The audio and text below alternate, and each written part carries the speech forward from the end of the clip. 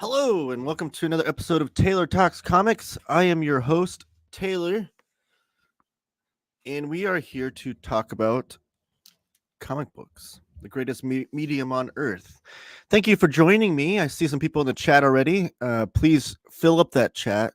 Let me know what comic books you guys are reading lately, what you're excited about that are coming out soon, while I go through my preamble here.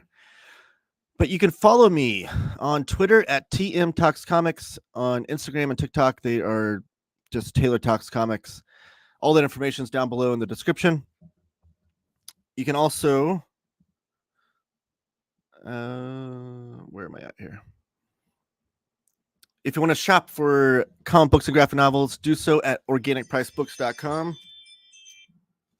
Sorry, my thing's going off there. Organicpricebooks.com, the best place to buy your comics and graphic novels. And when you do, if you want to save $2 off of your order, use the promo code Taylor Talks Comics. That's all one word, Taylor Talks Comics. And you'll save $2 off of that order. You save money, you get awesome comics, and I get a little bit of kickback for the show, which is awesome. But if you plan on putting a bigger order in with organicpricebooks.com, an order of 4 or more books, use the promo code TTC Ship It Together, all one word, TTC Ship It Together. If you'd like to email me, you can do so at taylortalkspodcasts@gmail.com. That's taylortalkspodcasts@gmail.com. For any show ideas, comic book news topics, comic books you want me to cover, etc. And all of that information is in the description below as well. So how's it going, everybody? Oh, all right. You guys are filling up the chat. I like it. I appreciate it greatly. There are actually not a lot of news topics today, so I'm going to be relying on you guys to provide a lot of the talking today. I mean, I'll do talking. You do the chatting, if that makes any sense. I have 3 no. Sorry, I just dropped a video today earlier, a couple hours ago, for the Complete Norse Mythology by Neil Gaiman and P. Craig Russell. That video went live. You can look at it after the stream. Don't go watch it now, but wait till after the stream. And then I actually have 2 videos in the docket already loaded up, officially going to be released. Tomorrow will be the Amazing Spider-Man, John Romita's Amazing Spider-Man Daily Strips Artist Edition. Which, just to show off how massive this book is. Look at this thing. This might be the biggest book I have in my collection now, but look at this. It's humongous. So that book I'll be showing off on a video tomorrow. Try to make sure Voltron doesn't fall down. And then Thursday will be the Godzilla Library Collection. Those 2 videos are already filmed, ready to go in the YouTube docket, if you will, to be released the next couple days. And then I'm going to be filming some more videos. I'm trying to get on a better schedule here of videos I'm releasing. One video was requested by you guys was to do a total overview of all my Alejandro Jodorowsky books. I still plan on doing that. But actually, as I was preparing for that video, I realized that I need to do some rereading of some of that stuff. So I'm currently in halfway through Metabarons, which is my 3rd time reading that. So I'm gonna read through some of that stuff and then I'll release that video as well. But let's go through the chat here. What do you guys talk about? You guys are filling it up. I appreciate that. James Abel's in the house with the Cycle. Where are you? Indie Books, Costco, aka filling in for Cycle. Thank you, Josh, for joining me. Brian Mangieri. Hello, chat. Hello, Brian. Hey now, Huff Dealey is in the house. Nobody needs to fill in for him any longer. It was Psycho Cleveland all along. DBZ All-Star, thank you for joining me. Space Monkey. Hi.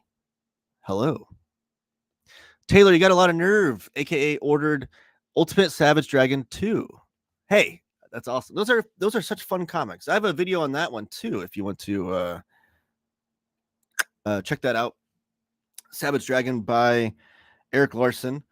I don't know. Have we got a solicit for Volume 3 yet? I don't know, but I'm getting real nervous about the pace of those releases and the fact that they only include like 10 issues each.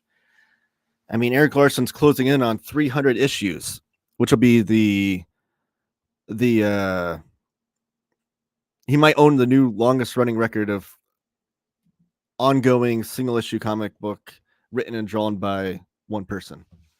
Because that record is currently held by what's his name?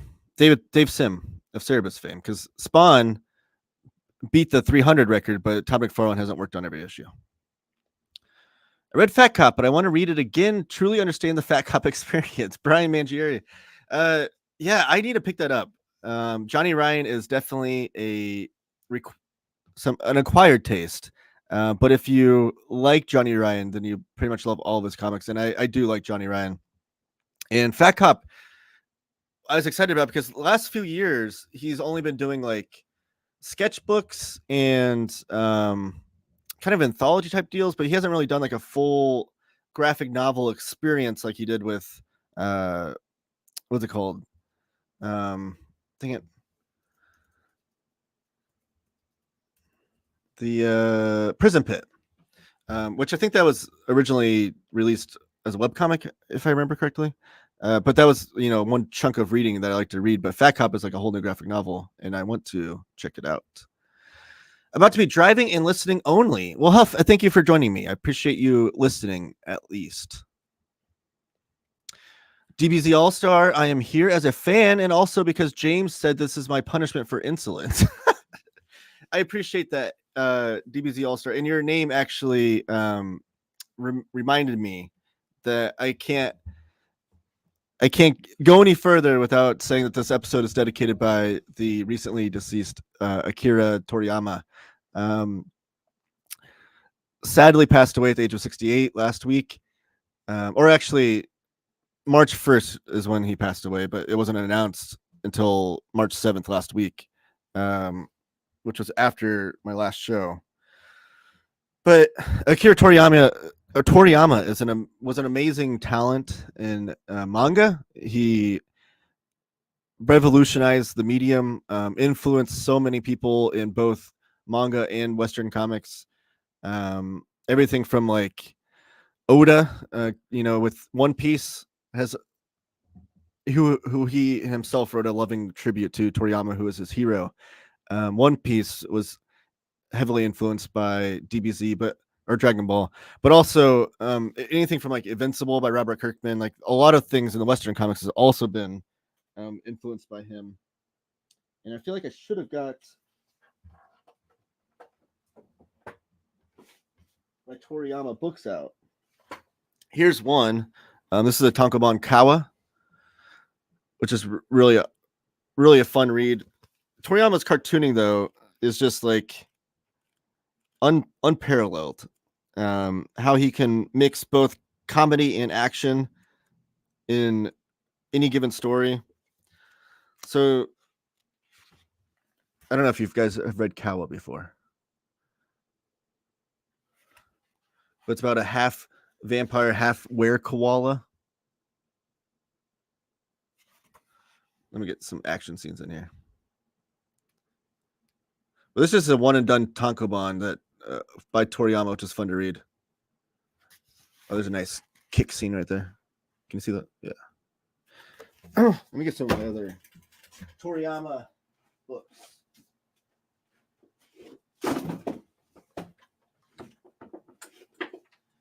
Oh, here's another one. Oh, jeez. Please don't fall. My Voltron's always trying to fall.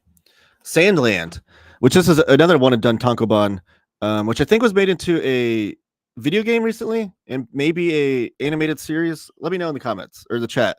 I don't follow anime or video games too much, but I believe this was developed into maybe both. But this is one and done, and this is a lot of fun.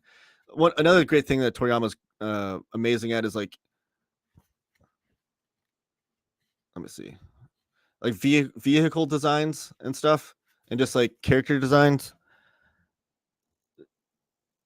So it's like a lot of fun you get a lot of the cool Toriyama vehicle and character designs throughout Sandland here. But that's another great one I'd recommend. Another one would be Jocko. I don't actually have a copy of that. I gifted it to a friend, so I need to pick up a new copy of that for myself. But Jocko is one of my favorites I read by him. It was like a tokusatsu type character, which I think he appeared in Dragon Ball originally. But there's a tankobon of just the Jocko stories that he wrote, and that's a one and done as well. And that thing was hilarious. I absolutely loved that one. It had like a lot of meta commentary about the tokusatsu genre, which also kind of could bleed into like the superhero genre as well. Excuse me, the superhero genre as well with its commentary.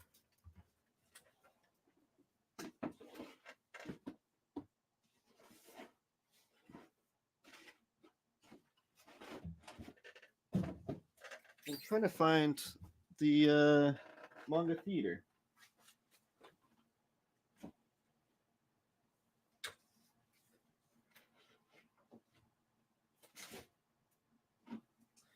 Dang it, I can't find it. I also have Manga Theater by Akira Toriyama. I'll have to find it later. But Akira Toriyama also wrote and drew what I've often referred to as one of the funniest comics I've ever read, which was Dr. Slump. Absolutely love Dr. Slump. I don't own physical copies of it. I read that whole thing digitally on the Shonen Jump app. If they ever did like 3-in-1s of Dr. Slump, I think I'd probably pick them up. And I think some of the tankobons are out of print. So I'd like to own that because it's such great cartooning, especially from a comedic sense. But yeah, Akira Toriyama passed away, and I think he left a legacy that will be forever remembered. And a lot of fans of his are like heartbroken over it. But I think it has been nice to see a lot of the celebration of his work because he truly is one of the great talents in comics. So DBZ All-Star, I just wanted to your name there reminded me of that. Hey Taylor, Trevor Perkaiser, reading John Byrne FF currently. Awesome. Is this your first time reading that? I love that run. It's so good. That like had such a because sometimes when you have a creator like John Byrne who was a big time fan of Jack Kirby, a lot of times when you had that scenario, the creator will almost do like a love letter to that like it'd be like Byrne doing a love letter to Kirby, but there'd be nothing interesting or new added to it. But Byrne had such a great balance in that run of having it be a love letter to Lee Kirby FF, but also adding all these new layers and interesting points to those characters. So I love that run. Comic Crack is in the house. Morning all. Been reading Fear Agent. That is my favorite Rick Remender story. I love Fear Agent. It's such a great sci-fi pulp adventure, but done in a modern sense. I probably talked about this before. I need to bust it out. I have a art print of a Jack Davis drawn picture of Heath Huston, or Houston, sorry. And it's signed by Jack Davis. It's an art print, but he signed it for the Comic Book Legal Defense Fund. It's like one of 20 or one of 100. It's a very small amount, this print run. But I absolutely love it. I just don't have a good place to display it on camera here because I've got books behind me. There's not a lot of wall space around here, but I need to bust that out because it's a really cool piece. I've been waiting on my copy of Ultimate X-Men 1. I think the second volume comes out soon, right? DBZ All-Star, did you like and subscribe? Thank you, James. I love that you're getting people on the tip there to like and subscribe. Everybody, please give a thumbs up. Subscribe if you haven't already. And I'm always accepting super chats too if you want to help out the channel in that regard too. Brave and the Boys, yes. Elon, hello. How's everyone doing? My favorite YouTuber. Hey, thanks, Jake. I appreciate that. You're my favorite YouTuber. I did, James. Thank you, DBZ All-Star. 11 people watching and only 2 likes. Yeah, that's not, the math doesn't work out there. Norse mythology is such a great series. I agree. So one question I'd like to ask you guys, if you have, I've not read the prose novel by Neil Gaiman. So the comic adaptation it's P. Craig Russell actually adapting Neil Gaiman comics. I'm sorry. adapting the Neil Gaiman prose novel into comics. So Neil Gaiman actually doesn't have a lot to do with the comic itself, with the exception of like writing the source material. So my question to you guys is, if I loved that so much, which I did, the comic adaptation, should I go read the prose novel? And if I read the prose novel, it'll probably be an audio book, which I heard Neil Gaiman actually is the narrator of, which is awesome. I always love when the writer's the narrator on the audiobooks. But I'm not a big prose novel guy, so that's why I only do audiobooks usually for prose. But have you guys read the prose, and how does it measure up to the comics? Because I love the comic book series. It was great stuff. Smash that like button. I read the novel American Gods, but I felt the graphic novel version was better. I'm not much of a Gaiman Sandman either, and I read all of it. Wow. So that's awesome. I'm glad to hear that because I'm curious to try American Gods. So Brian, I think what he's referring to. He must have watched my video, which I appreciate. I confess again, second time on a video, same day, probably gonna get me kicked off YouTube. No, I'm just kidding. But I'm not the biggest Sandman fan. Which, Jake, I don't know if you know this, but you're in the chat, so this might hurt you because I know you are a big Sandman fan. I'm not the biggest Sandman fan. I've tried reading that series like 5 times in my life throughout the years. And this most recent time, I think, was like when I finally threw in the towel. I bought all the deluxe editions. I read through issue 32. And some of the early issues were really, really great, which is funny because some people say you have to really get through issue 10 or so before it really gets going. I thought those first 10 issues were probably my favorite, especially the Kirby issue, where with all the Kirby characters. I think it was like issue 4 or 5. It was issues 21 through 30 when he's in hell that really just like ended it for me. I just like, it was such a slog for me to get through, and I just like, I don't think this is for me. So then I read all the way to 32, and then I was like, I'm tapping out. I think that was like deluxe edition volume 3, maybe. I was like, I'm tapping out. Maybe this isn't for me.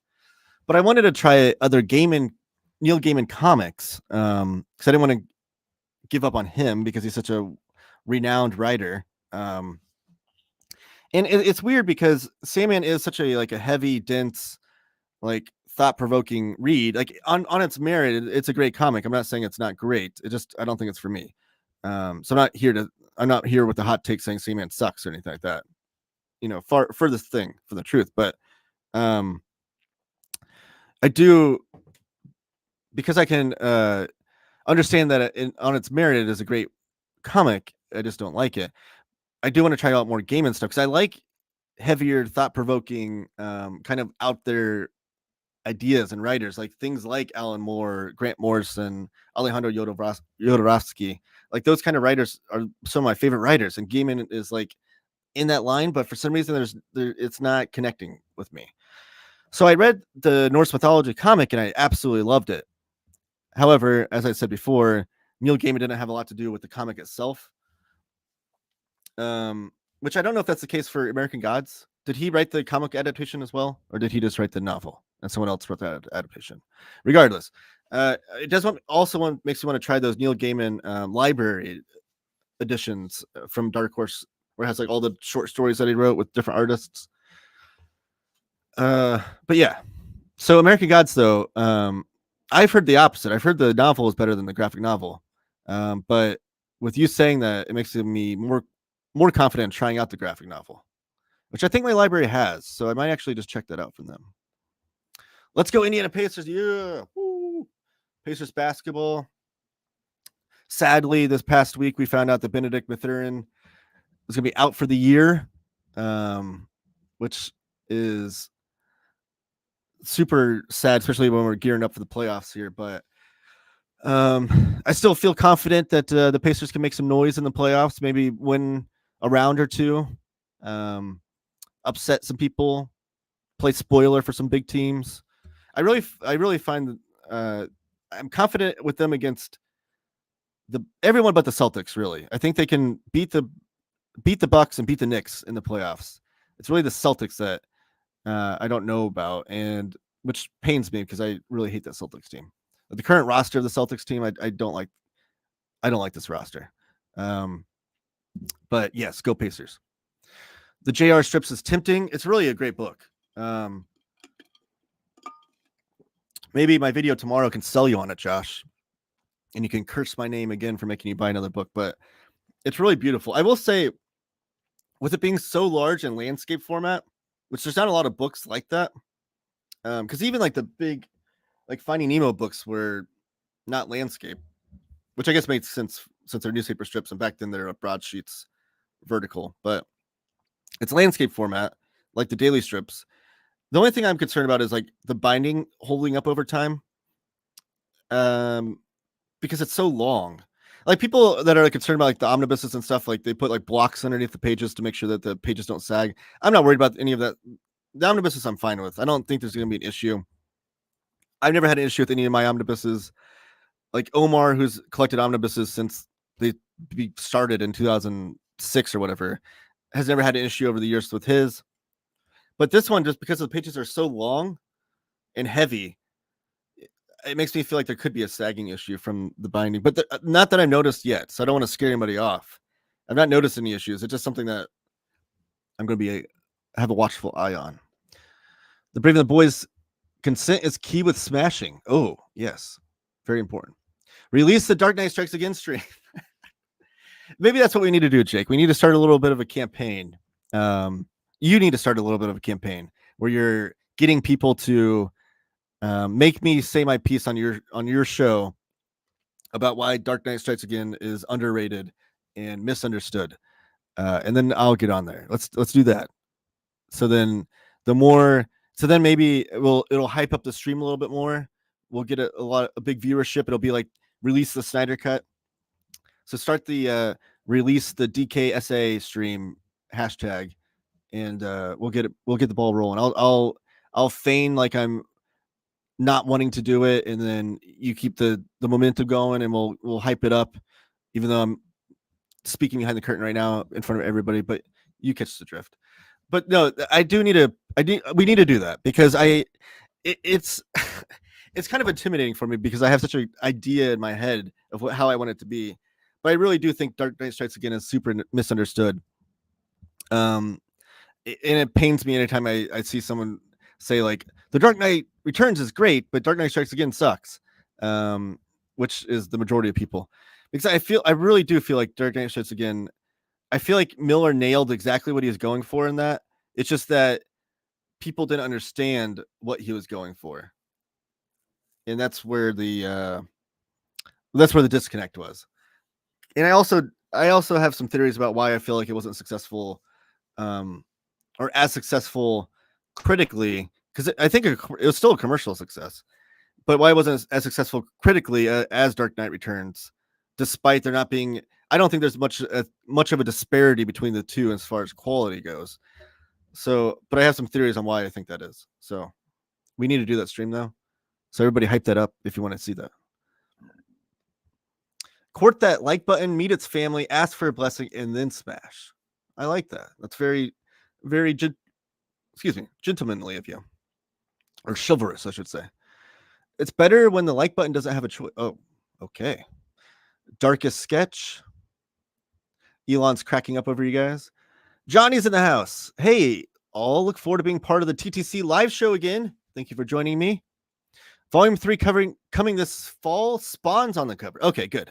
So Volume 3 of Savage Dragon is coming out this fall.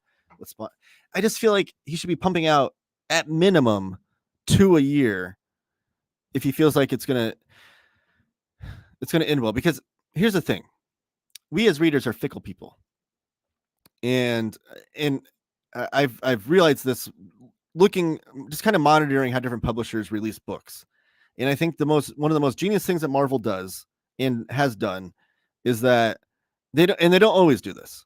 There's certainly times where we know they don't do this, because like Jason Aaron's Thor would be a good example of when they did not do this. But when they did like Peter David Hulk Omnibus Volume 1, right before that Volume 1 came out, they had Omar announce Volume 2 was coming out. So right before Volume 1 hit the shelves, Volume 2 was solicited. So you knew going into buying that Volume 1 that Volume 2 was just in the near future. Same thing when Volume 3 came out and Volume 4. Marvel also did this successfully with Conan. So when one Conan volume would come out, they had the next one solicited before that next volume came out. So you knew and you were confident as a consumer that the next volume was going to be there. And I think some publishers where they get it wrong is that, which I know it's a gamble, so it's not easy for publishers, but like Erik Larson, before volume 1 came out, he should have solicited volume 2. Before volume 2 came out, he should have solicited volume 3, because now, and I have a feeling that he was waiting to see like the sales on volume 2 come back before soliciting volume 3, which I think is a mistake because it spreads that gap even further from when they're coming out. But at least 2 years, what he should be doing. The like button is apparently into C&C, no kink shaming. This like button is getting a lot of action today. McFarlane fakes it until he makes it. Yeah. I think that's in regards to McFarlane having the 300 plus. I think the 350 now is the record for longest ongoing creator owned superhero series. I don't know what he calls it, but however he says it. But yeah, so I think Erik Larson, when he breaks the record, will be more impressive, even though commercially Spawn is still, especially now, heads and tails above where Savage Dragon has ever been, which is unfortunate. Savage Dragon's super underrated. If the like button wanted to say no, it shouldn't have. Whoa. Okay. Just kidding. It's even too dark for me. I'm regretting hitting the like button. Oh, thank you, Jake. Oh, no. Thank you so much for the super chat, though. $1.99. Thank you, Jake. I truly do appreciate that. Dark Knight Strikes Again debate stream. Now you're making me feel guilty that I have to do it. So we'll do it. We'll do it for sure. But I guess I didn't even get to this piece. But my idea is I want to have like a slideshow and showing examples of things of the artwork and comparing some of the influences that Miller had into making it. So it's like this big presentation I want to deliver rather than just get on a stream and talk about a book. But when it does, when the stream does happen, it'll be a big deal. And I hope it's like I hope it becomes like the definitive Dark Knight Strikes Again conversation on YouTube. I hope everybody, YouTubers, YouTube viewers, comic book fans from across the universe come and watch it. Dark humor has its place in society. Comedy is subjective, even darker stuff. Stuff. Elon, should I buy a drink for the like button first? Give it a few compliments, ask it for a dance. Some mini, the Sonic games to Mario. Wait, hold on. What's that about? So many, the Sonic games to Mario. What is that like? What are you getting at, Josh? I need more context.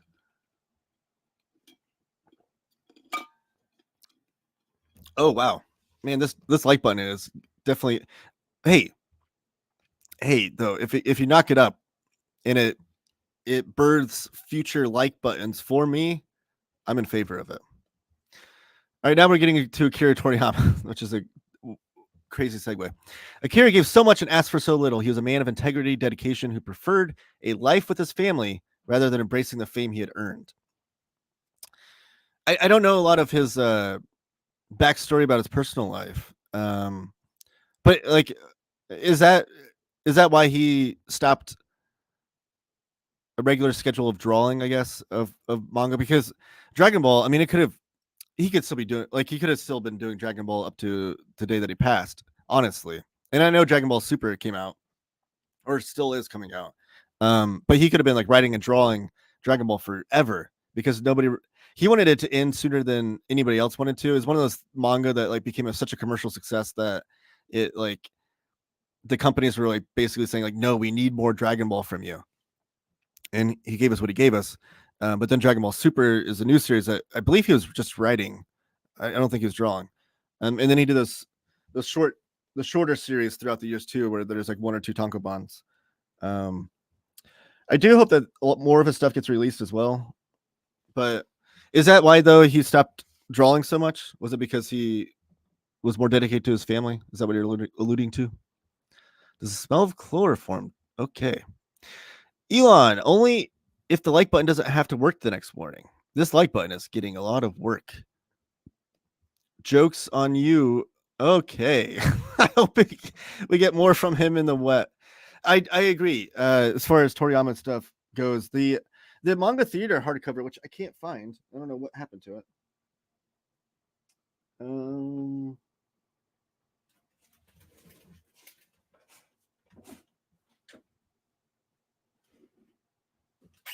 It's around here somewhere. I know it is.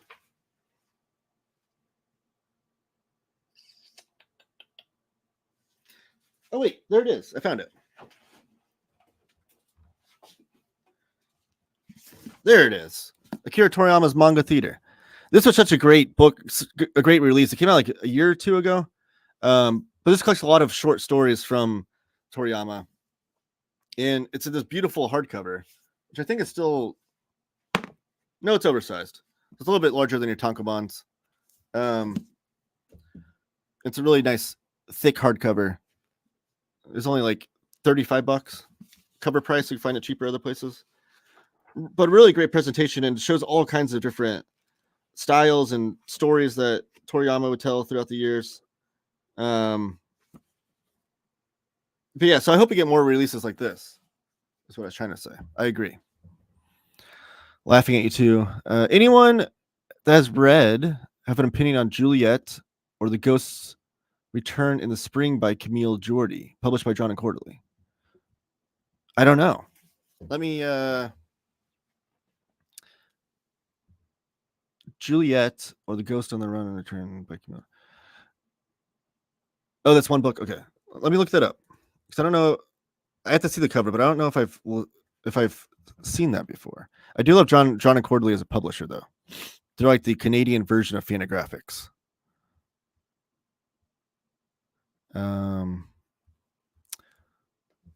Juliet.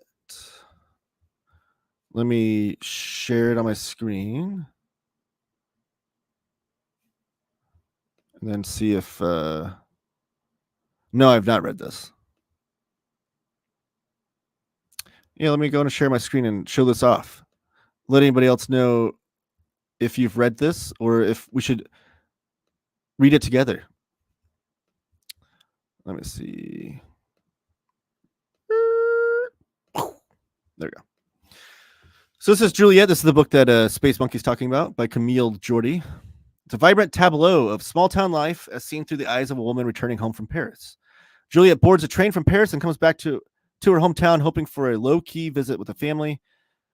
What she finds is anything but. Her sister, a caregiver and mother of two, is carrying an elaborate affair with a man from a costume shop. Her parents separated and are now estranged. Father is sure he's coming down with Alzheimer's, though it is more likely he's simply getting old. So this looks like a gripping family drama, slice of life type tale. Here's an excerpt. I don't know if you're able to see that on the screen too good. Let me see if I can blow that up. Is that showing up on the screen okay? Okay, yeah, it is. Okay. Here's the artwork on the interiors. I do love that artwork. It looks beautiful.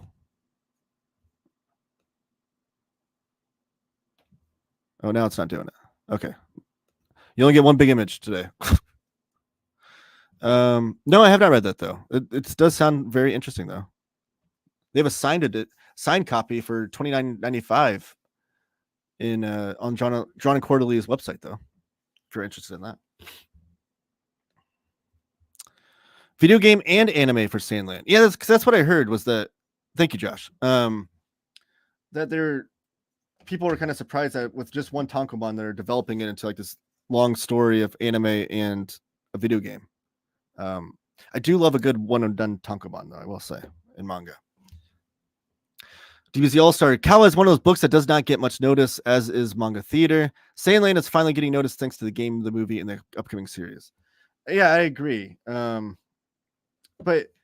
I mean, the good thing is that I think these probably still sell well because Toriyama's name carries a lot of weight with consumers, especially if you just even put, like, from the creator of Dragon Ball. So I'm hoping we get more releases. I can't imagine that they don't sell well, which I think Sandland and Kawa just got reprinted recently. I can't remember, but I do need to pick up a new copy of Jocko because I gifted that to a friend, and but I absolutely love that series or that Tankobon. Jake, how do you know this? Now I'm concerned. Daniel Cohen, what's up? I'm reading Berlin by Jason Lutz. I never know how to pronounce his name. That's awesome though. Berlin is great. Jake is a learned man, and knows many things that lead to a fulfilling and safe life. You enjoying it, Daniel? Yeah, Daniel, are you enjoying Berlin? I had a friend who convinced me to drink some but luckily I'm sober and boring now. Congratulations on being sober, Jake. Always wanted to read that one. Is it good? Oh, Daniel, everybody wants to hear your thoughts on Berlin. Jake, you are far from boring. You're building an absolute empire. It's a little double entendre there. But that's a good note. I don't think I said this yet already, but Brave and the Boys is a great YouTube channel. Be sure to like and subscribe to his channel. Hit that bell notification icon, all those good things. But today, Brave and the Boys dropped a new video of his top 10 favorite Absolute editions. So Jake is a big fan and cheerleader for the Absolute edition from DC Comics, which is awesome because those editions are great. But today he dropped his top 10. So someone coming from someone that really loves and respects that format, like Jake, his top 10 is important. So be sure to go check that out. Should I read Tom Strong or top 10 today? Both are Alan Moore, and both are Alan Moore showing that he loves superheroes, which is great.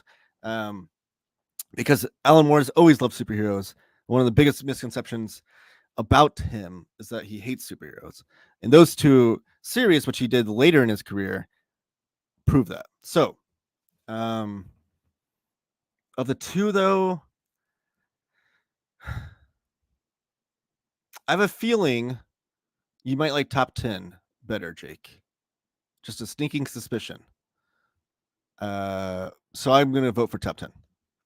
Dr. Slump Needs Deluxe. I'd be all over those because I think there's 18 volumes of the Tankobon. And again, manga's hard to collect when they're bigger series like that. That's why I usually go digitally for bigger series or just reading them digitally. But because having 18 Tankobons on my shelf, I don't have a lot of shelf space. But deluxe editions, I might break down and buy those because that would be, if they did 3-in-1s, it'd only be 6 volumes. And even if they did hardcovers, I feel like it'd be less shelf space than the 18 Tankobons. I think all his work is on the Jump app. That's true. Well, all the translated work though. Is there anything that Toriyama's done that wasn't translated that isn't on the app? I'd be curious to know that. Jake, I'd recommend it. I need a Bang Absolute. Well, as reported, news broke on this channel that a future volume of Bang, the Ballad of the Tiger is coming out in May from Josh Greathouse. So stay tuned for that. Josh, 95% of it is. Okay, so not all of it. Also, with that, since DBZ All-Star and Josh, you're both huge Toriyama fans, is there work that's translated that on the Shonen Jump app that's not been printed physically in English? That's a question for you. Hey, Jake, when I trained from Sacto to Fullerton, there was a comic book store right at the Fullerton station. I don't believe I was ever there when it was open, but did you ever stop by there? Jake, that's a question for you.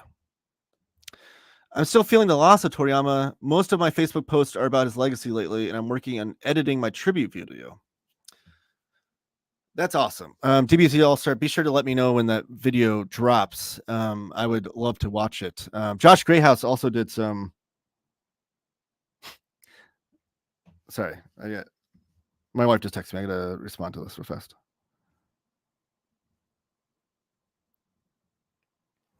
It was about my son doing well in school. So congratulations to him. He's amazing. Josh Greathouse also did some videos. They're done, I guess, a year or two is when he did them, but they're really cool, like going over What makes him such a great action artist with fight scenes and whatnot.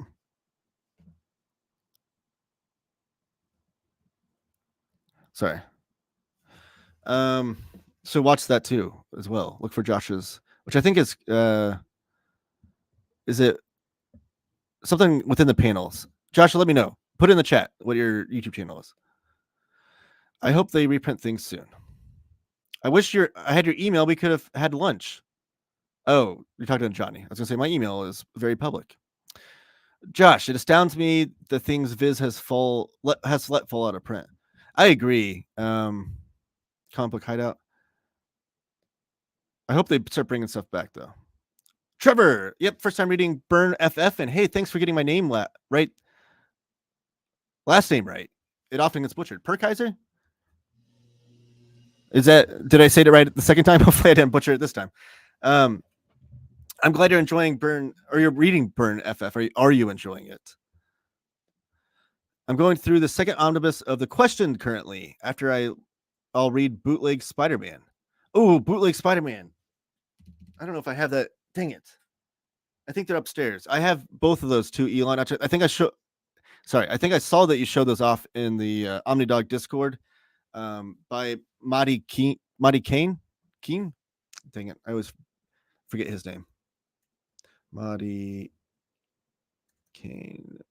Bootleg Spider-Man. Marty Keen. Or Maddie Keen. I don't know how to pronounce that. But yeah, those are awesome. And it makes you want to read his creator-owned series that he does. I think it's called Steel City. The one, oh no, still talking about that. Yeah, good old Viz. I sent a super chat. I got it. Thank you, Jake. I think I'm really behind on the chat. Is what's the problem here. I think I'm having an OmniDog moment, which is great. I asked you guys to fill the chat. I didn't have a lot of news to talk about, so I'm happy to talk to you guys. Started getting Marvel Comics. Those I trusted comic-wise all sung Burns FF run praises. Yes, as it should be. He'll get there in like 45 minutes. I know. I'm having an OmniDog moment. Yeah, look at this.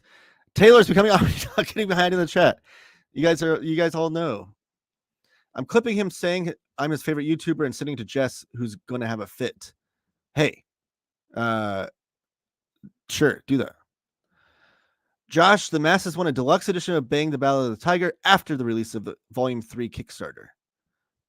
Well, Volume 2's got to come out first, right? And are you doing a Kickstarter, Josh? Is that how you're going to release Volume 2? Hello, Taylor in chat. Super Laugh Hard. Thank you for joining me. Jake, Jess will have to dedicate more time to his favorite child to make up for it. I would buy a deluxe of Bang in a heartbeat. Okay, yes. The one at the... Oh, that's still talking to Jake. Sandman's not for you. I guess not. Which, I mean, that's fine, right? You guys aren't going to... Oh, no. Taylor hates... Man, I really am behind. Please don't take my comic book fan card away. But I don't think it's like... I won't even go as far to say I don't think Sandman's overrated. I don't have any hot takes about it. I'm not saying it's like bad or overrated or anything like that. I'm just settling on it's not for me. I'm not gonna be like those yahoos that try to say like Watchmen's overrated or anything like that, because those people are insane. Which, sometimes those comics aren't for you, but you should still be able to see the merit in it. That's the thing I don't understand when people say like Watchmen's overrated. I don't get it. That people can't at least see the merit in it, even if they don't like it. Did I skip some comments here though? Hey man, appreciate y'all. I need to sell my standard. Oh, so this is Josh talking about a potential deluxe edition. I appreciate y'all need to sell my standards first. Well, let's get this sold with the campaign of the next one. Even if it's not a campaign on Kickstarter, we can still make it a campaign on your website. Get some pre-orders set up, maybe do a combo pack of Volume 1 and 2, get you on the show, interview you, hype it up a little bit, and let's sell out of those Volume 1 so that maybe you can lump Volume 1 and 2 into a deluxe edition in the future. That's what I went to see with Bang Ballad of the Tiger. One of the best parts of being a part of culture of comics is understanding our differences and what we enjoy. Hey, that's beautiful. I appreciate that. Yes. Josh is starting to cancel training. He wrote Spawn. You could Spawn. Not a lot though, right? Didn't he only do like a few issues of the Spawn main title, and then he did a couple miniseries of what the heck is it called? Angela? No, I don't know what it's called. Whatever the character was that now Marvel owns because of McFarlane and Gaiman's disputes. There's a comic plotted by Neil Gaiman that has chapters written by Alan Moore and Grant Morrison that I bet few know about. The Future's mini DC. What is that? So it's plotted by Gaiman with chapters written by Alan Moore and Grant Morrison, and it features characters from DC, Marvel, and 2000 AD. What is this? This sounds like some sort of magic, which there are magicians involved, so that makes sense. Josh, I believe those will sell. Read. It's called Comic Relief Comic.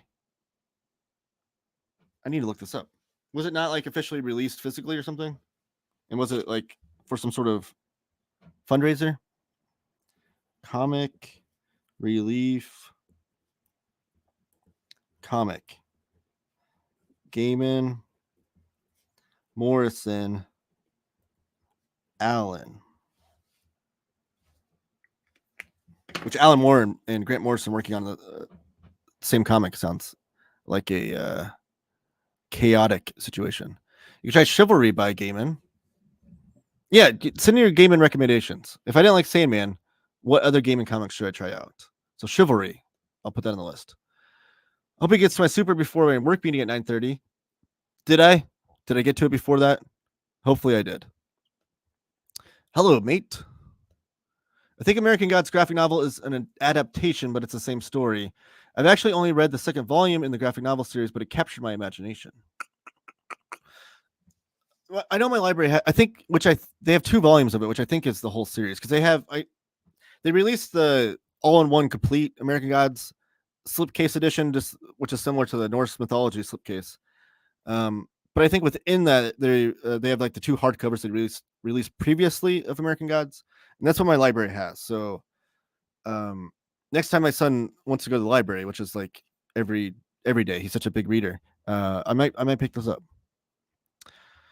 Good Gaiman is underrated Eternals miniseries. Oh, I have that. I just haven't read it.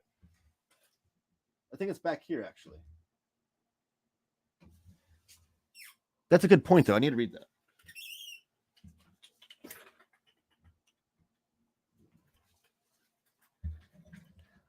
You're absolutely right, though. That's one that I have a strong feeling I will like because it's got JR artwork, and I love John Romita Jr. I have the oversized hardcover of that though, so you're absolutely right. That's definitely a Gaiman comic I need to try out. How's the back? Oh, Super Laugh Hard. Yeah, Super Laugh Hard. Did he have a back injury? Let me know. Jake, it's been 84 years. I'm a Celtics fan. Should I leave? Oh no, Elon. You're a Celtics fan? Ah. Well, I'll just say let's keep our peace on the chat. I'll try not to deliver any of my hot takes about the Celtics. And should the Pacers face the Celtics in the playoffs, I don't know. We'll just have to try to maintain peace, Elon. I miss the DC Rebirth Deluxe editions.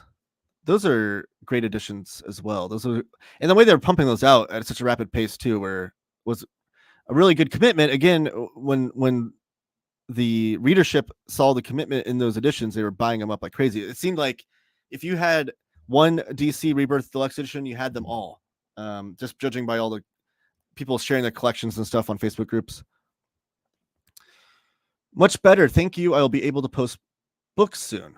Oh, Super Laugher. So did you have a back injury? I hope you are recovering well then. And I apologize if I should have known that before, but I'm glad to see you're doing better.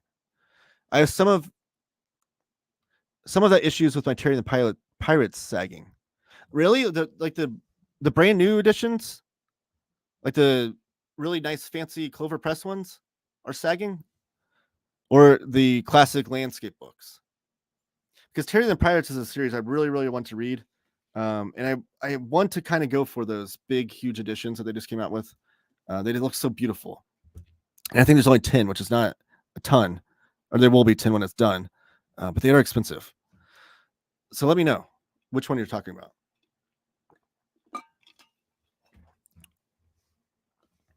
Worry about the back. That was the worst. I don't want to say which parts of me are starting to damn gravity. All the best with your work meeting, Jake. Yes, have a good meeting, Jake. One of life's biggest obstacles. Sorry, that one got cut off on me. The Dream Hunters miniseries is Sandman universe with P.K. Russell as well. I think you'd dig it if you like Norse mythology. See, that's another thing too. It's like I'm not anti Sandman universe. One I want to read too is the Sandman Mystery Theater, which I think I totally dig that because I love pulp comics. I need to get a bigger piece of paper here for these recommendations. Oh, I need to write down Chivalry also. Chivalry. So I'm not anti Sandman universe because I liked the universe and I liked some of the concept. It was just, I don't know. The story became a slog a little bit. It's due to the lesser art and script. Larson is very particular about how his work is collected, not how it is perceived, as he writes what he wants no matter if there is an outcry, but he holds himself to a specific standard. That's true, and I appreciate that kind of like punk rock ethos to him in that regard, where he's just gonna, or even just like that staunch artiste in him that he wants to just do what the things that he wants to do. And I do have criticisms of how he collects his books because the hardcovers not having chapter breaks was a big issue for me. But I did post that in one of the Eric Larson Facebook groups that I'm in. And some people said that, which I didn't even know this because I wasn't reading Savage Dragon singles consistently all the way through. But I know that he was like, so when he collected them, I guess he like chopped up some of the issues and mixed them up and then like lumped them together. So having chapter breaks wasn't as easy as I imagined it would have been. I thought it was just like simply he collected the issue, have a chapter break, he collected the issue, chapter break. But I guess he mixed up the story, kind of remixed it a little bit in the way that he wanted it to read better, which is interesting. And I can respect that if that's what he did. And I do respect that he wants to do things his way, regardless if it's a commercial success or not, which I mean, I guess is kind of like what he's been doing because he's making, I don't know if he's making his money through Image Comics with I don't know, I forget what his position is. He's like the chief market, I don't know what he is. He's one of the chief officers though. So I don't know if that's like where his day job, so to speak, and then his night job or night for fun hobby is kind of doing Savage Dragon. And that's how he's able to do things his own way without depending on it being a commercial success, which I guess commercial success is the word of the day. I feel like I keep saying that. 18 minutes behind. We need to keep the comments going. Taylor needs to get over 30 minutes behind. Have fun on your meeting, Jake. I really want DC to release Fables in format it deserves. The omnibus format. That's another series. I've not actually read Fables, but I feel like I would love Fables. And I keep eyeing those compendium formats to potentially collect and read it for the first time. If they did omnibuses though, or absolutes, I think I would definitely jump on it then. Jim Henson's Storyteller miniseries, any of them, there are lots, is a good read. Also similar vein, different artist, writer for each issue, miniseries sorted by themes. I do love Jim Henson. And anything to do with Jim Henson. So that's intriguing as well. Let me write that down. Which I'm assuming Jim Henson himself didn't have anything to do with them. Unless they're like, are they adapted from like short stories that he wrote back in the day?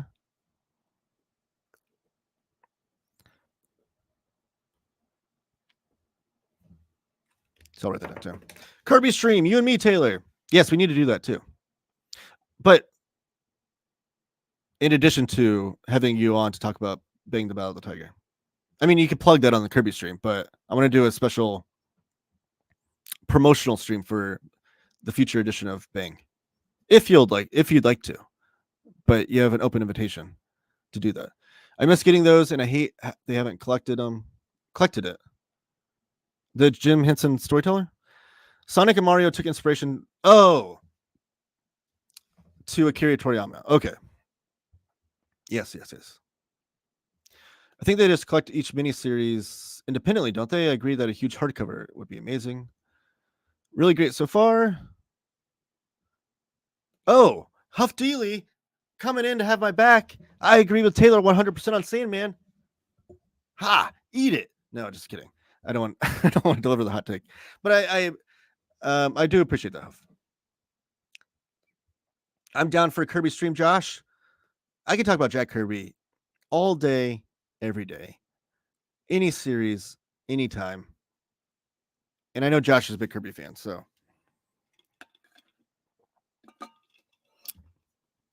it'd be a fun show. From my understanding, he didn't want to end DB early. He viewed himself as a company man.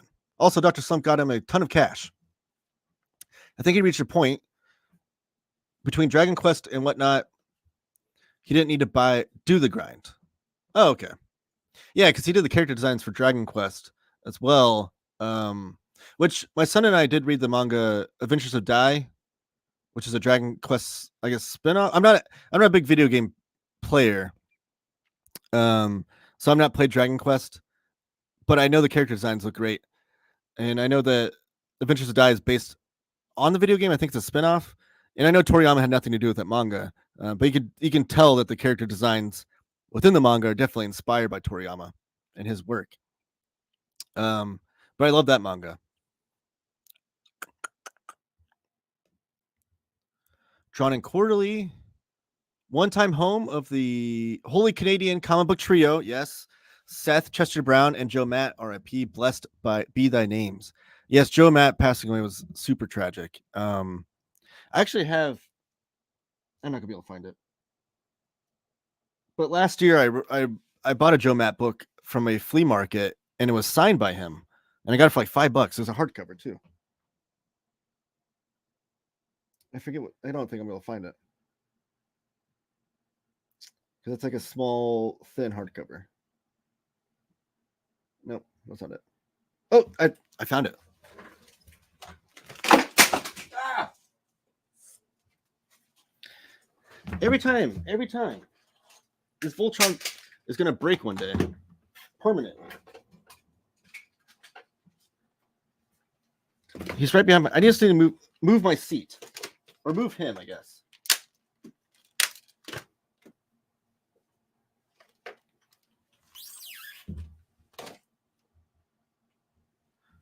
You can't even see him up there. But yeah, Joe Matt Fair Weather, and even had a sticker on it that says signed by author. And he signed it in 2007. But I bought this at a flea market for so cheap. But this is a great book, Fair Weather. And Joe Matt is an incredible cartoonist. But yeah, Chester Brown and Seth as well. Seth,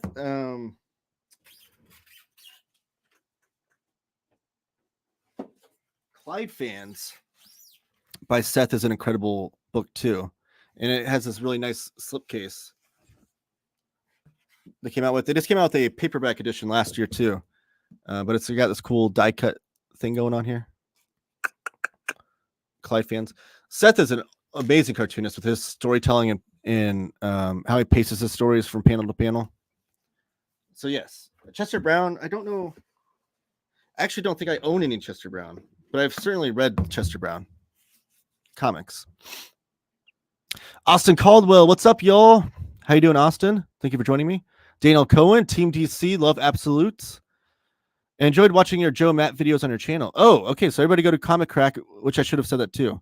Great YouTuber. But I need to watch those. I didn't know he did a lot of Joe Matt videos. Thanks very much, Brian. Appreciate that. Taylor, tell us why the new Dune is better than the movie. What? Why the new Dune is better than the movie. Also, please go into detail about how Emma Stone is the greatest actress of all time. What is this? Tell us why the new Dune is better than the movie. The new Dune is a movie. What are you trying to say here, Cycle? I'll say this. Meta Barons is better than Dune. Ha ha ha ha. There's my hot take. Bang is banging. Taylor's wife senses when he's streaming and wants him to engage in self-care and love for his family. Potentially. I think she's just excited for our son, who is also an awesome student. Oh, okay. Inside the Panel. There's Josh's channel on YouTube. So search out for Inside the Panel. Subscribe to that channel. Nigel Humphreys. Hi, love the channel. Is Frank Miller's Daredevil a good place to start? Frank Miller's Daredevil might be the best place to start reading Daredevil. I always advocate for Silver Age. I think it's great. But if Silver Age isn't your thing, definitely Frank Miller's Daredevil is what led every incarnation and run of Daredevil after Frank Miller's was directly in response to more so of Miller's Daredevil than anything that came out beforehand. So it's kind of like sets the table for everything we know about Daredevil going forward. And I will say, if you're reading it like in the omnibus format, Frank Miller doesn't write like those first, I want to say it's like the first 10 issues or so.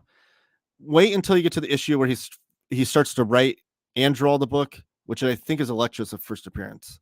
Wait till you get to that issue. That's when it really starts cooking. And that's when Frank Miller transforms comics forever with that run in terms of the way he lays out the panels, the storytelling, the sparse dialogue, because back then, Bronze Age, that's like Claremont's peak, and X-Men when it's very purple prose heavy, very dialogue heavy. And Frank Miller is like, no, I'm going to let the panel speak for itself. So it's a quick read too when you get to that point, as Frank Miller really starts to play with the idea of having silent panels and stuff. Really transformative, though. Frank Miller's Daredevil is one of the greatest runs in comics ever. It was happening around the same time as John Byrne's Fantastic Four, which we talked about earlier, and Walt Simonson's great run on Thor was happening around that same time. And Chris Claremont's X-Men was also happening around the same time, which is why Jim Shooter is super underrated as a editor, because he is the editor of Marvel when all of those runs were happening at the same time, which might be like, I don't know, has Marvel had a run since then where they had 4 different books that were firing on all cylinders like that at the same time? Such a great era. The Near Mint Discord tried to read through Man of Steel, but some members had to take breaks as they were not feeling the burn. That's a run I need to read. I need to break down and just get this standard size hardcovers. I need to stop being a snob about formats and just buy those, because I really do want to read that run. I like John Byrne a lot. Taylor needs an executive assistant to monitor the chat. No, I like this. I like talking to you guys. And like I said, we didn't have much news to talk about, so talking to you guys is great. Josh, the rumor mill is starting. Thanks. I'm enjoying it very much. It's the last of the 4 major FF runs that I hadn't read yet. And yes, last name pronunciation was right both times. Much appreciated. Trevor Perkaiser. I'm glad you're enjoying it, though. I really do love that. Deluxe also implies the series is done. Does it? It's not like definitive. You could do like a deluxe edition. You could do it, like however many volumes you wanted to do. If you wanted to make up a deluxe edition, if you wanted like 3 volumes or 2 volumes, you finish those volumes, do a deluxe edition, work on the next volumes, do a deluxe edition. You do like that. That's how like Image does it, right?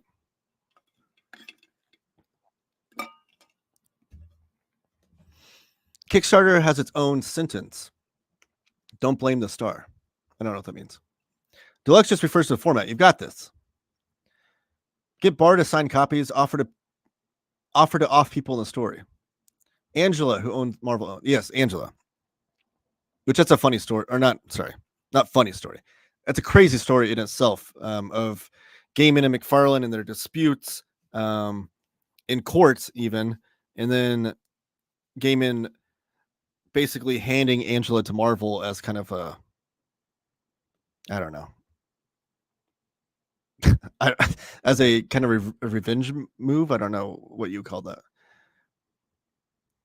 that. Comic Relief comic was a UK charity release. I have a spare copy that I will send to you, Taylor. That'd be amazing. That'd be awesome, Super Laugh Hard. If you have a spare copy, I would love to show that. And with all those names on it, I can make a video out of that for sure. Yeah, email me, Super Laugh Hard, if you don't mind. Which I guess I could put at the banner again. Which you don't have to. You totally don't have to send me a copy, but if you are willing to, I'd absolutely love that. Oh, where am I? There we go. Jake, wherever you are, do not read Moore's Nyana. Oh, sorry, Nyana. I can't even pronounce this. Nyanamakon. Even if it is ever released in an oversized format, no one needs lizard intimacy. Yeah, Alan Moore would get some weird stuff whenever he went to the what do you call it? The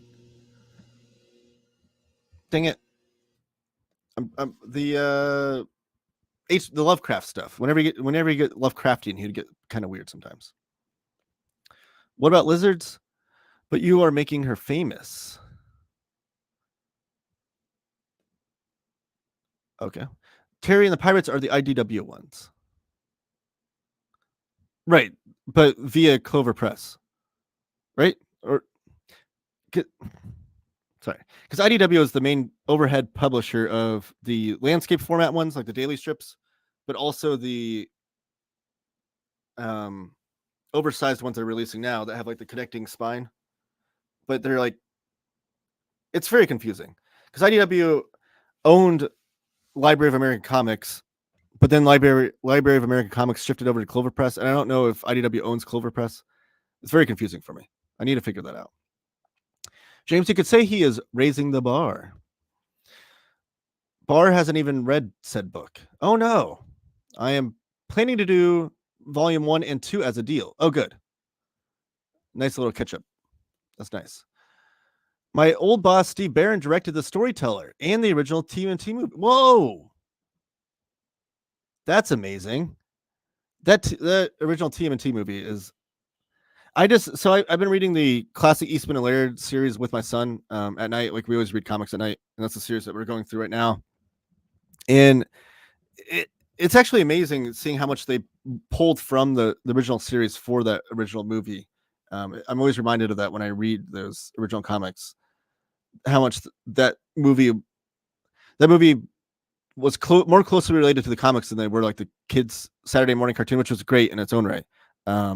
But they really pulled from the comics, which is cool. Coley's in the house. Good afternoon, good sir. How are you? I'm up for selling my wares. Okay, good. I'll have you on then. If you're ever in NYC, you should check out the Jim Henson exhibit at the Museum of Moving Image. Dang. Has that been there for a long time? I went to New York in 2021, I believe. I did there's a haul video on my channel of all the comic book shops. I didn't film on location or anything, but I went to a bunch of different comic book shops and bookstores. And then when I came back home, I filmed like my haul from all those and talked about my kind of journey through, I think it's New York City and Pennsylvania, because I went to both. Because I graduated from Penn State. So when I went to my graduation, we shopped around Penn State a little bit, but then to celebrate, we went to New York City, which is my first and only time being at NYC.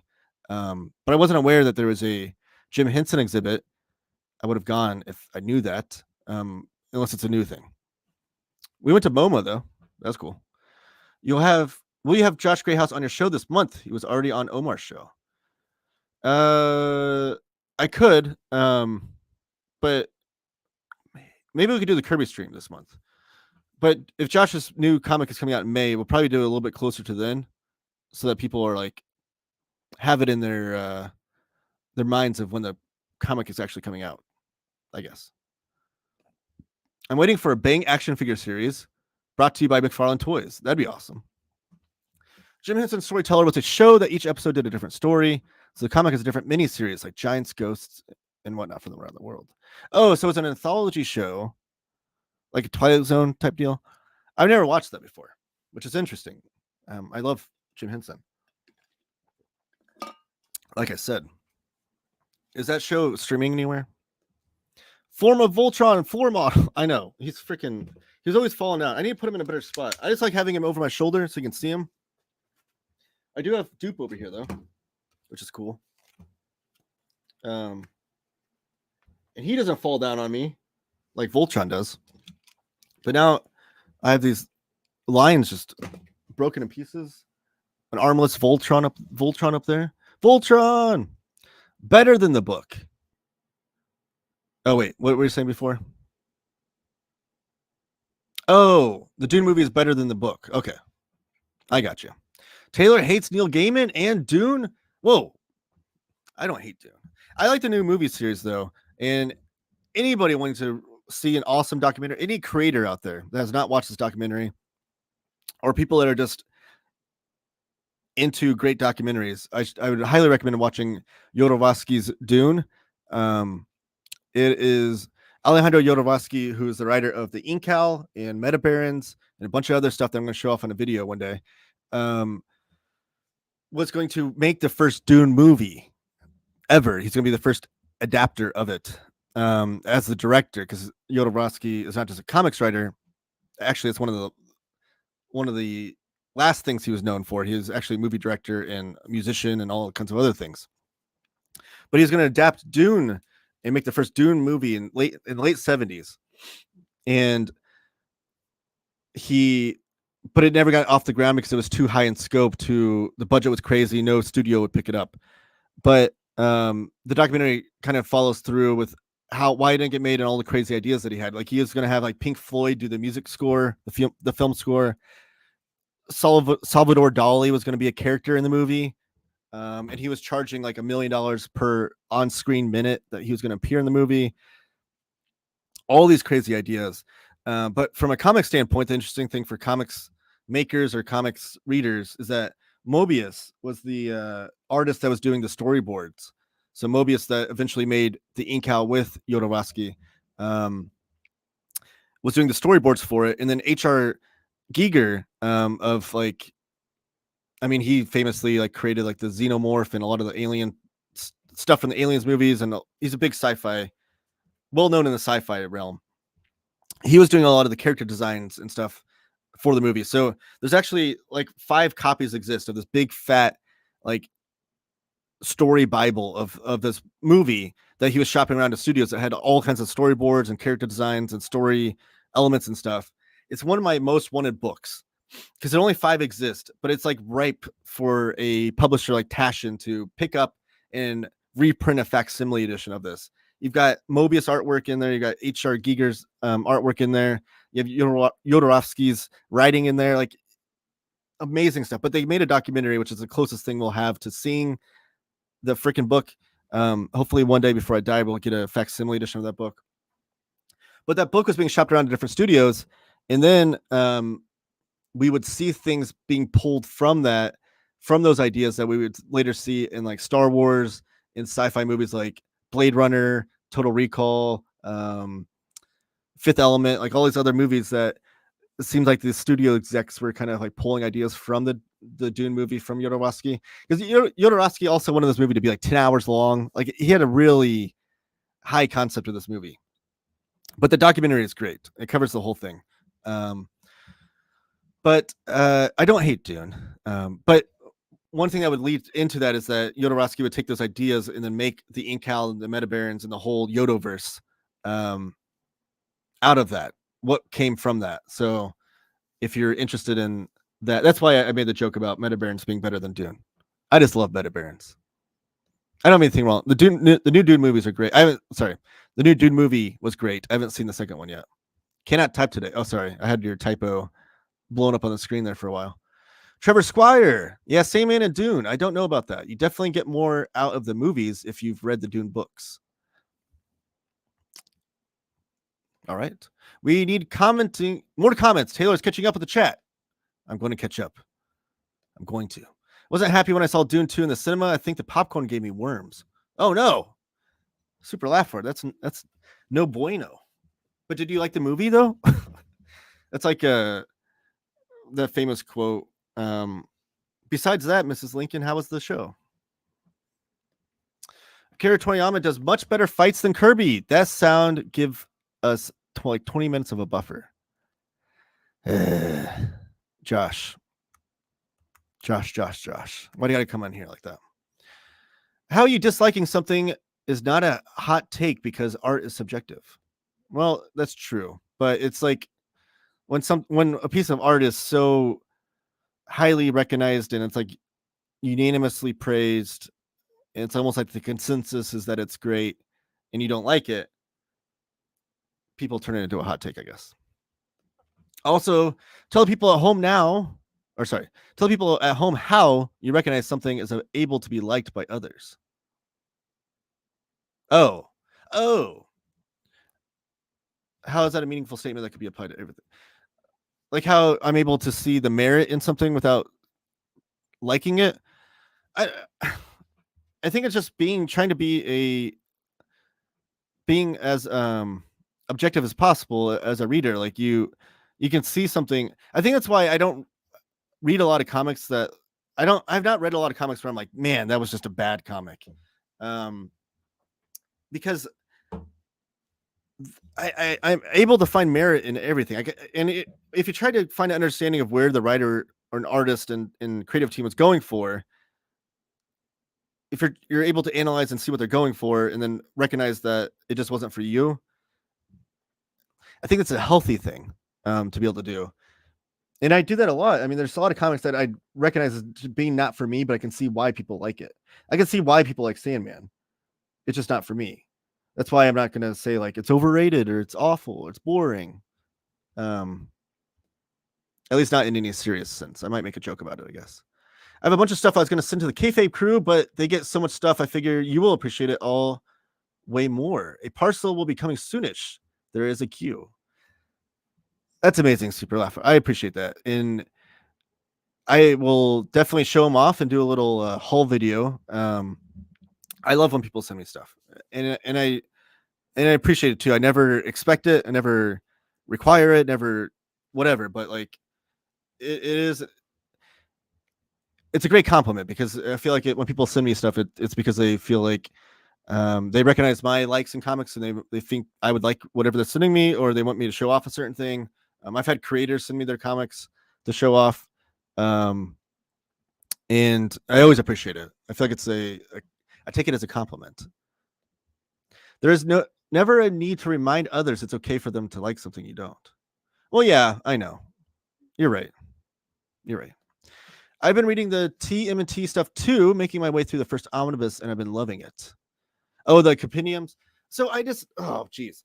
My most watched video on my channel is the video where I show off the first 6 volumes of the Ultimate collections, which are like the oversized hardcovers of the Eastman and Laird run. And I had someone comment on it yesterday because this is an old video, but it's my most watched video, so I frequently get comments on it. And I reply to all comments too. I should say that if you're watching this on replay, comment down below with anything you want to ask me or talk about. I reply to every comment. So they commented and asked, like, should they get the compendiums or the Ultimate collections? And then it finally made me break down and look at the contents of the compendiums, because I assumed that I knew there was differences, but I didn't realize how much of a difference in the contents. And because I wanted to give this person a proper recommendation for which route they should take with hunting down the Ultimate collections that are way out of print, or getting the compendiums that are in print.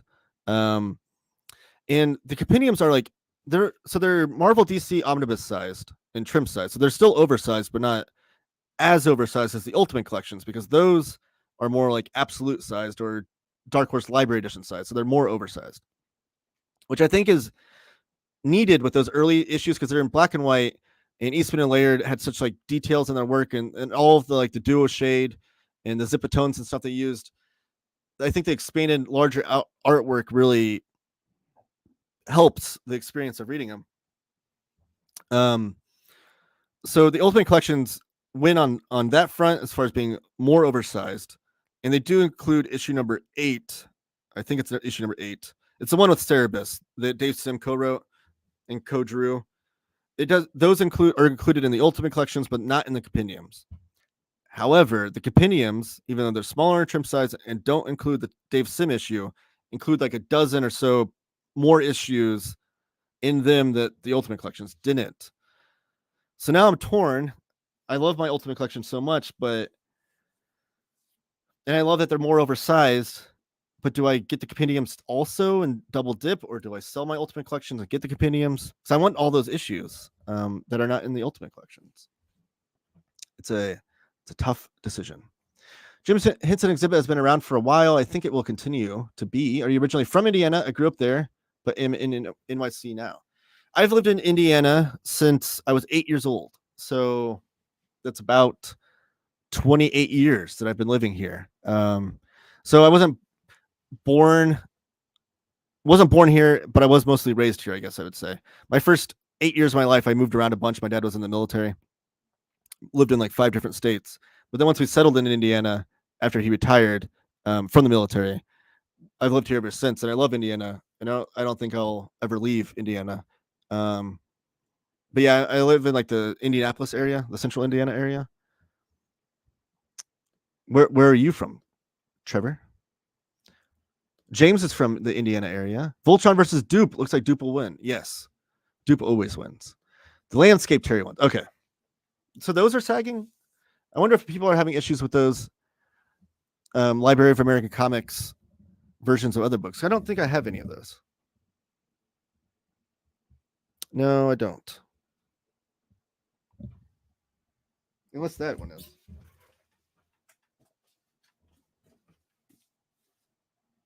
No, it's Abrams. Do you have any other Library of American Comics books, and are they sagging? Coworker called. All I know is Taylor hates sand. I can tell this is a well-made dish, but not like the taste of it. Yeah, kind of like that. That makes sense. Definitely share the sentiment of being able to appreciate something even when it isn't for me, and finding things to like about it, even if I'm not into it that overall. Yeah, it's just being, it just having understanding of what makes a good movie or comic or something like that, and then also understanding that not everything's going to be of your tastes. If you can see the merit in something, if you can see the merit in anything, it's a meaningless statement. Like I said, it can be applied to everything. What's the difference between appreciating something and liking it?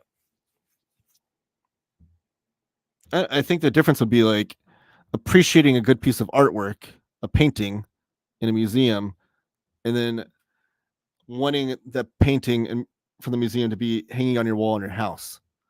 Like, you can appreciate it, but if you're like, I don't really like that style, would I want that on my wall of my house? Because that's like the ultimate statement. Like, I really like that piece of art, right? I want it on my wall. I think that's the difference, right? Understanding that takes skill, requires skill in is accomplished versus liking it so much you want to show it off. Much more interesting way to spend time than harping on things. Yes, Trevor, and that is one of the mission statements of my channel, is that I am adamantly against the concept of YouTubers, especially in the comic space, that only exclusively make videos about things they hate about comics or things Marvel and DC are doing that outrages them about comics and all the culture war stuff and all that stupid stuff. And I do understand, again, I can see the merit in the fact, not the merit in the content, because I think there's a lack of merit in the content, but the merit in the fact that that is what gets more views on YouTube. Unfortunately, I hate the idea of that. It actually frustrates me to no end that negative videos get more views. But one thing that frustrates me is like, and that's not to say you can't be critical about things. You can be critical about something, but just make a video that says this sucks. Like, that's not. What's the value in that? Like, if you tell me like this comic sucks, here's a comic that and here's why, because this is a good comic that I appreciate more, or something like that. Like, that adds the context of it. So most of those negative YouTubers, I'm like, can you tell me about the stuff you like so I can add the context of why you hate this other thing? Something like that, Yeah, but I try to keep everything positive on here. Only showing off the stuff that I like. The strength of your like of it. Why harp on either end? I don't know, because talking about art is fun. There you go. I agree. Just state whether you like something or not, why, and don't capitulate to brigading fools and who demand that your feeling is a hot take. I don't conflate this. When I was saying hot take, I was saying it like in jest. I don't seriously take the value of the term hot take in any serious regard. You'll never see a video where I'm like, hot take, like, here we go. You'll never see a video like that where I'm bragging about the idea of having a hot take. If I ever say hot take, it's mostly in jest about the concept of hot takes, because I think I understand what you're saying, and I mostly agree. Like, the idea of the hot take, I think it's almost become like a parody into itself. It's like hot takes were a thing that was becoming a thing throughout like pop culture on TV shows and podcasts and whatnot. And then now I feel like it's almost become a parody unto itself, where it's like you make a hot take. At least that's the way I view it. You are too kind-hearted. I have too many comics and need to make more space in my flat. Hey, so do I, but I will always welcome new comics into my abode.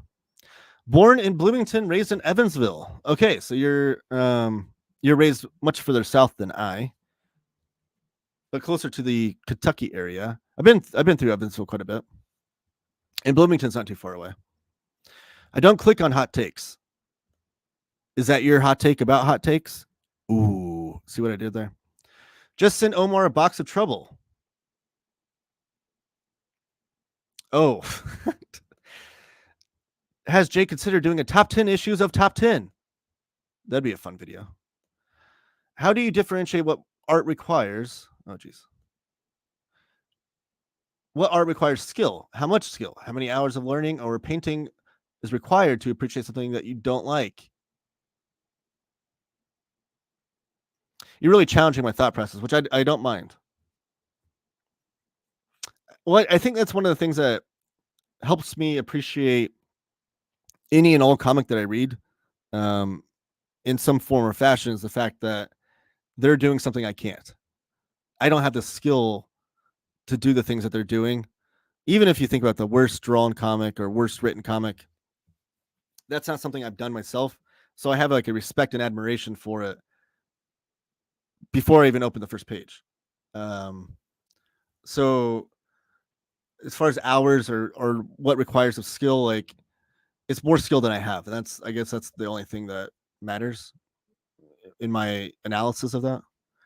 I continue to like anything that you can appreciate. That's a fair way to think about it. I know you don't seriously consider something along the lines of hot takes. That's why I'm demanding you explain to the folks at home. Oh, okay. Was it not clear? Was it not clear that I was sarcastically saying hot take? Yeah, I don't subscribe to the idea of like hot takes myself. But I understand people do that. Oh, am I almost caught up in the chat? Huff, every take is a hot take. Trevor Perkaiser is closer to me. Yes, James Abel is from the Evansville area. Like and appreciate are different things.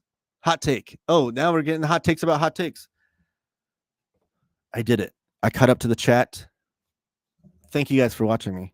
So yeah, I don't have any news, but I truly, truly appreciate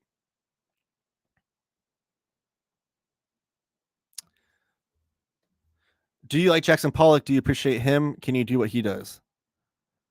I mean, I could try, but I mean, he wasn't the only splatter paint artist in history either. But he's like the most commercially successful, word of the day, of them. So like, what separated him from the other splatter paint artists like him? It wasn't that he was just like splattering. I don't know. That's a whole other conversation, I guess. But can I do what I guess I can splatter paint on a canvas. I don't think it's gonna be as great as him or be as, again, word of the day, commercially successful as him. But yes, so I'm gonna go over my plugs to get out of here.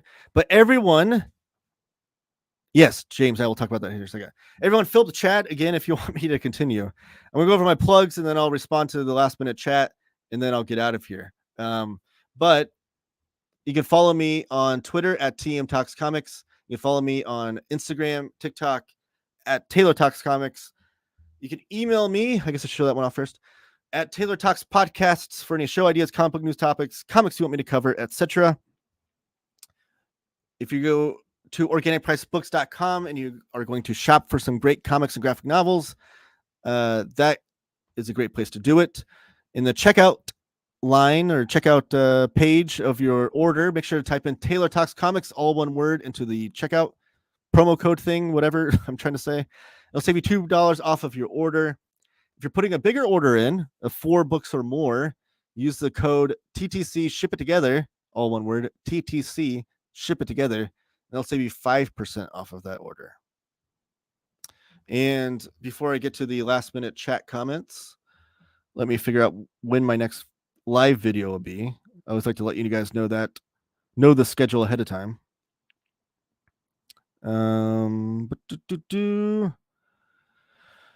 Wow. We might.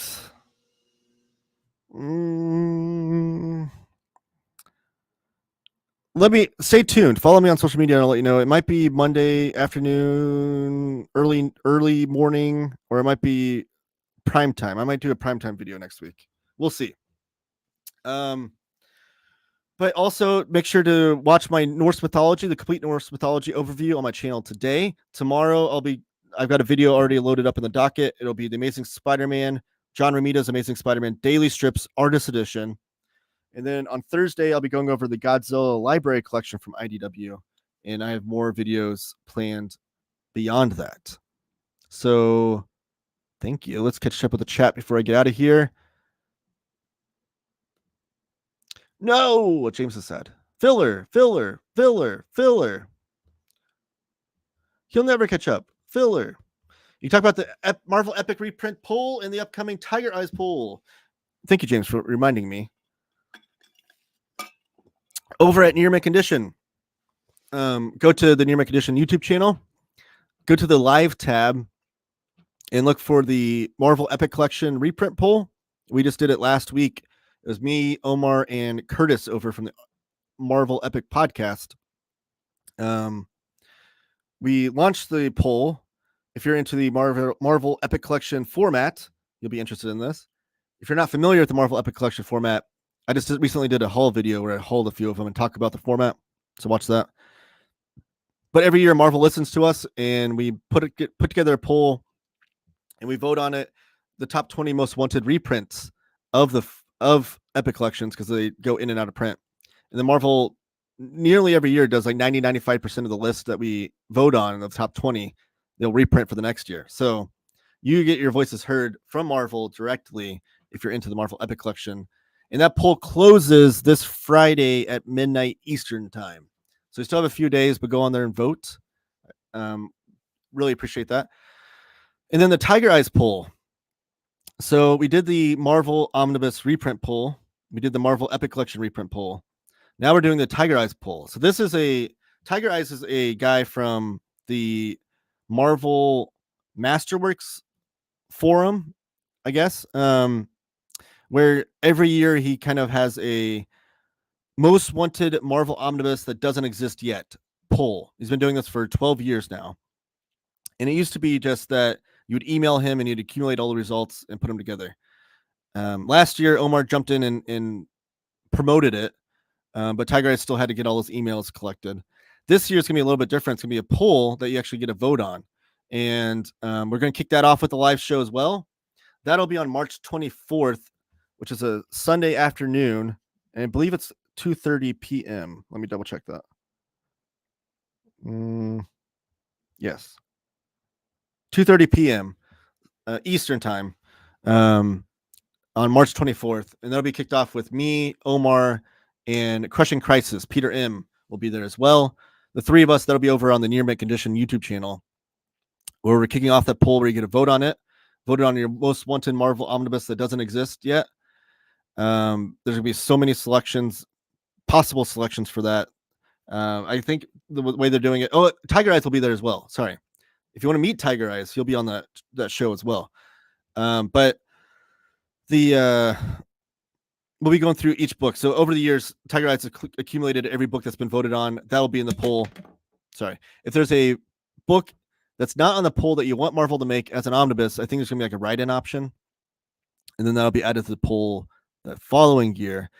Omar's going to send that one to Omar's going to send the poll results, the top 20 of that poll, to Marvel, but there's like no guarantee or no history of them like filling those wants and needs as well as they do as like the omnibus reprint poll and Marvel Epic Collection poll. They usually do about like 90% of those results. The Tiger Eyes one, I think Omar's just sending as like this is what people want, but Marvel's going to do their own thing with those. But it'll still be a fun thing to do. My point is the amount of skill doesn't have meaning necessarily either. The amount of work that went into something doesn't necessarily matter. Oh, cycle. That's what Josh says. Someone could spend 30 years making something that stinks. Yeah, but again, if it's still something that I can't do myself, I'm going to respect. It's the same thing as like why I watch professional sports. Like I love watching the Indiana Pacers because those athletes on the court are doing things that I can't do. Like that's what I love seeing, like amazing things that people pour their life and heart and soul into doing to achieve. I have like mad respect for that. Even in sport like golf is one of the most difficult sports to play and master. But you won't I won't be caught dead sitting on my couch on a Sunday afternoon watching golf. No offense to any golf watchers. It's just boring for me to watch, but I still see the merit in skill and what they're doing. Could spend 5 minutes on something I love. People who are constantly trying to quantify what makes art good or bad or worthy of being liked or considered good. You can't turn art into a math problem.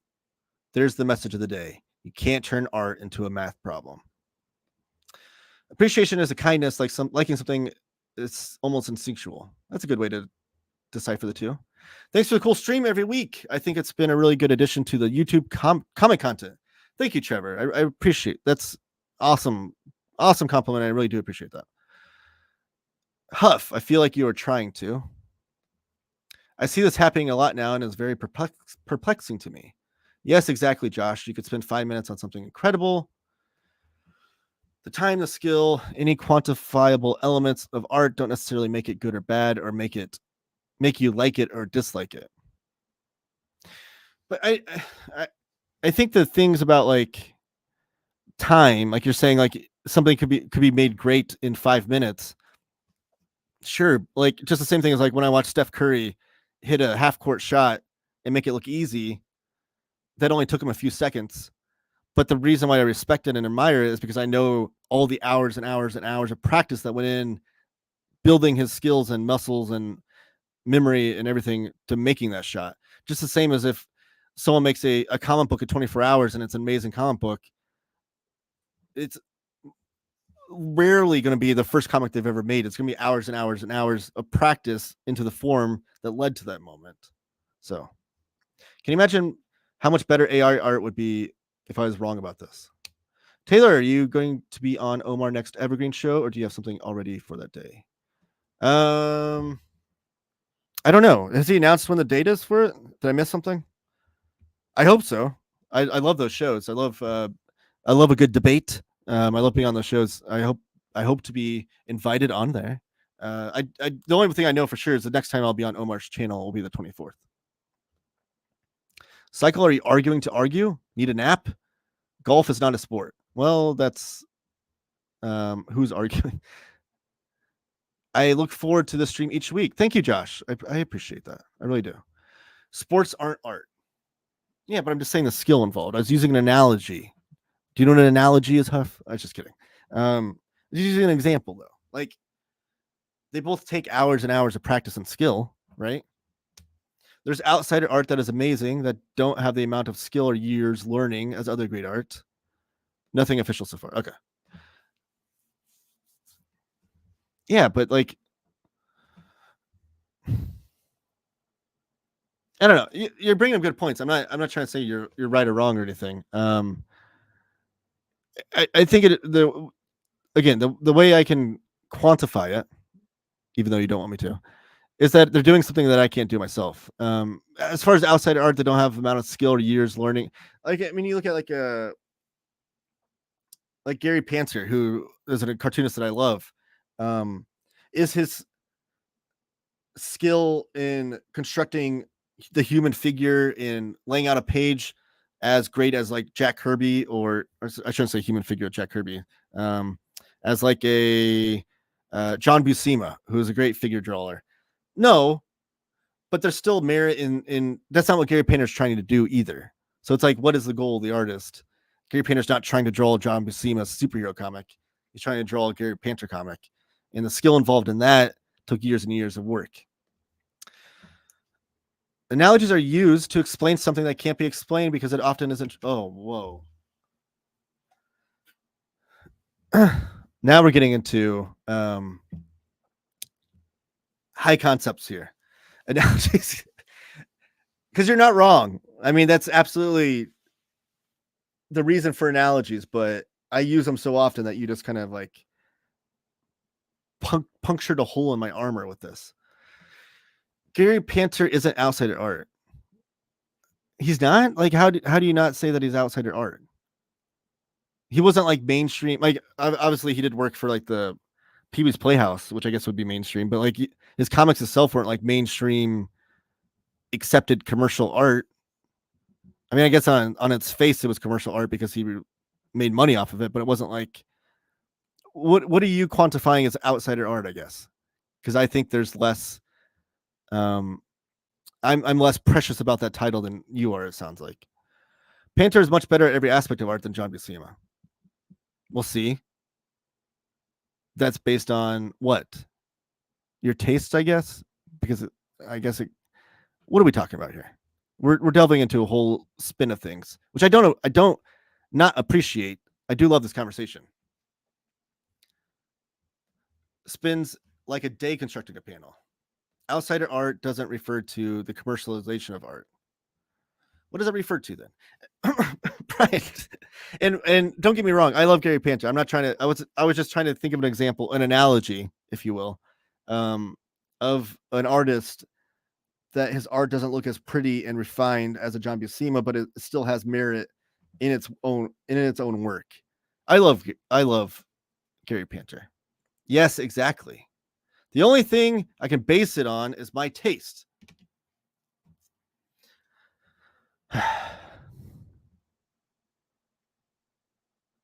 I guess that's where we differ. Is that I'll talk about my taste and my favorites and everything like that, but as far as when I'm talking about what makes objectively good art or objectively successful comics, I'm able to deter that from just my own tastes. I don't know. I do appreciate this conversation, though. I think it's really interesting. Outside art is by being who are untrained, untutored, self-taught. Well, was Gary Painter trained, tutored, or taught? I don't know his background. Did he go to some art school that I'm not aware of? And by that definition, isn't that like any comic book artist that didn't go to an art school? Wouldn't that include all of them? I don't know how school is here. I don't know if it's art, but I like it. Didn't they say something like that in the 80s? Yeah. They said a lot of dumb things in the 80s. Okay, I don't know. We're getting out of here. Like, follow, subscribe, comment down below. If you want to continue this conversation, let's comment down below on the video, on the replay, and I'll love to continue this conversation, but I got to get out of here for now. Thank you, Huff. Thank you, Josh. Thank you, Brian. Thank you, everyone, for commenting today. I appreciate it so much. I think this might be my longest Taylor Talks Comics live, and I didn't even cover any news. So thank you for that. I really appreciate it. It's one of my favorite parts of the week. Everyone have a great week. Buy more comics, read more comics, and